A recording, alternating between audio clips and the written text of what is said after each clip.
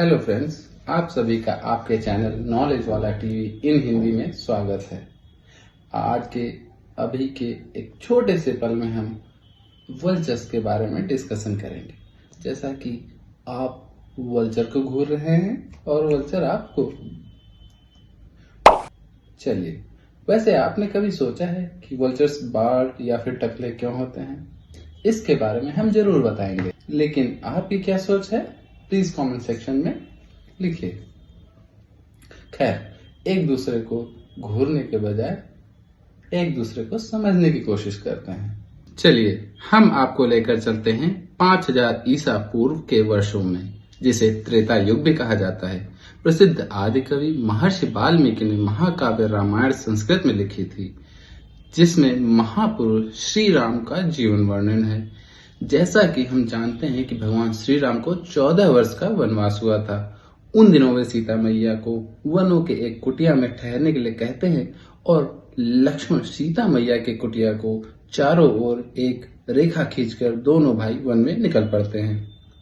परंतु रावण एक भिखारी का रूप धारण करके सीता मैया को लक्ष्मण रेखा से बाहर आने में सफल हो जाता है और उनका हरण करके पुष्पक विमान से लेकर चल पड़ता है लंका की ओर। कुछ दूरी पर एक विशालकाय पक्षी सीता मैया की व्यवस्था देखकर उनकी रक्षा के लिए रावण से युद्ध करने लगता है, लेकिन बलशाली रावण जटायु के दोनों पंखों को तेज धार तलवार से काट देता है, जिससे जटायु धरातल पर आ गिरता है और राम राम बोलता रहता है। तभी राम और लक्ष्मण जटायु को देखकर बातचीत करते हैं और जटायु की मृत्यु हो जाती है। इस प्रकार जटायु एक गिद्ध हमारे हिंदू धर्म से संबंध रखता है। चलिए, अब हम आगे संक्षेप में वल्चर्स को समझने की कोशिश करते हैं। इनके पंख बहुत बड़े होते हैं और पंखों को बिना हिलाए डुलाए ये काफी लंबी दूरी तय कर सकते हैं। ये अपनी आंखों से 4 मील की दूरी से भी अपने भोजन को ढूंढ निकालते हैं। इनकी उम्र 20 से 35 वर्ष की होती है, लेकिन इंडियन वल्चर्स की उम्र 40 से 45 वर्ष हो सकती है। ये मूलतः या ज्यादातर ट्रॉपिक्स और सब ट्रॉपिक्स रीजन में पाए जाते हैं। चलिए, आपको ट्रॉपिक्स एंड सब ट्रॉपिक्स रीजन को ग्लोब पर दर्शाकर आपकी कंफ्यूजन को दूर करते हैं। यह है हमारी पृथ्वी और यह काल्पनिक रेखा जो कि पृथ्वी को 2 भागों में बांटती है कहलाती है भूमध्य रेखा या इक्वेटर। इसके उत्तर की तरफ कर्क रेखा या ट्रॉपिक ऑफ कैंसर तथा दक्षिण की तरफ मकर रेखा या ट्रॉपिक ऑफ कैप्रिकॉर्न होता है। कर्क एवं मकर रेखाओं के मध्य क्षेत्र को ट्रॉपिक्स कहते हैं और यह क्षेत्र काफी गर्म होता है।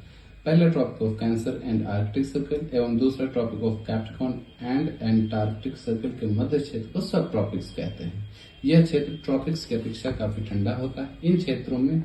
इन दोनों ही क्षेत्रों में पशु पक्षी की बहुत सी प्रजातियां पाई जाती हैं। आर्कटिक सर्कल से उत्तरी ध्रुव तक के मध्य का क्षेत्र तथा एंटार्कटिक सर्कल से दक्षिणी ध्रुव के मध्य का क्षेत्र काफी ठंडा होता है, जिसमें जीवन लगभग असंभव है। चलिए, अब हम समझते हैं इनकी वर्तमान स्थिति तथा इनकी मृत्यु दर क्यों बढ़ रही है एवं उसके क्या उपाय लगाए गए हैं हमारे सरकार के द्वारा।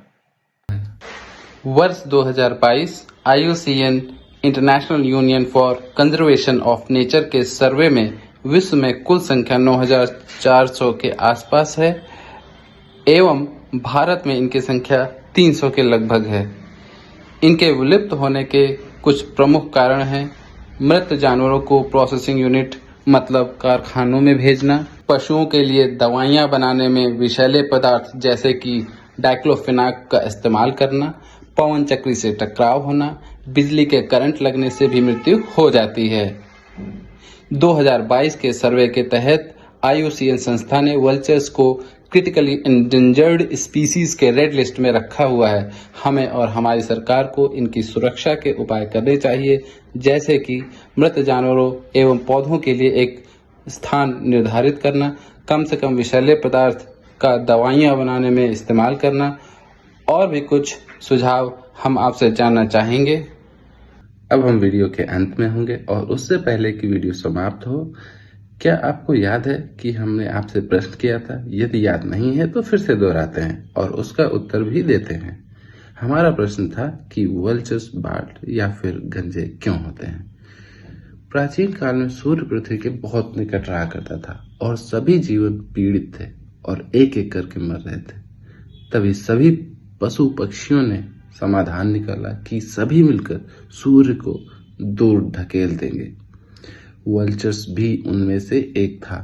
सूर्य को ढकेलने के कारण वल्चर्स के सिर के पंख एवं बाल बुरी तरह जल गए थे, ऐसा माना जाता है। दोस्तों, आशा करते हैं कि आपकी नॉलेज जरूर बढ़ी होगी। यदि हमारी मेहनत से आपको लाभ हुआ हो तो प्लीज चैनल को शेयर, लाइक एंड सब्सक्राइब करना ना भूलें। धन्यवाद।